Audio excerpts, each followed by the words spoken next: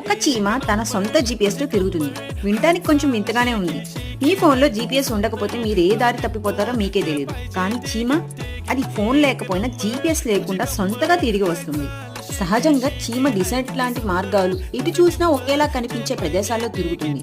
దాన్ని ఎక్కడ వదిలినా నెత్తిన పట్టుకొని ఏది తెచ్చుకున్నా గానీ దాని ప్లేస్కే వస్తుంది.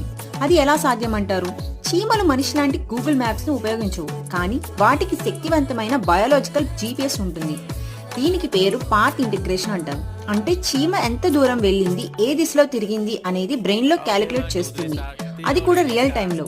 అంతేకాదు, అవి సూర్యుని పొజిషన్, భూమి మీద ఉన్న మ్యాగ్నెటిక్ ఫీల్డ్, పోలరైజ్ లైట్ ని కూడా అనలైజ్ చేస్తాయంట. ఇది అడ్వాన్స్ స్పేస్ నావిగేషన్ లా ఉంది కదా. ఇంటర్నెట్ లేదు, ఫోన్ లేదు, టెక్నాలజీ లేదు, కానీ చీమ లాంటి జీవులు సాధారణ మనిషి కంటే ఎక్కువ ఇంటెలిజెన్స్ చూపిస్తున్నాయి. ఇది చూశాక చెయ్యి పట్టి వదిలిపెట్టిన చీమ కూడా నిన్ను మించిన నావిగేటర్ అనిపిస్తుంది కదా. Subscribe for more interesting videos.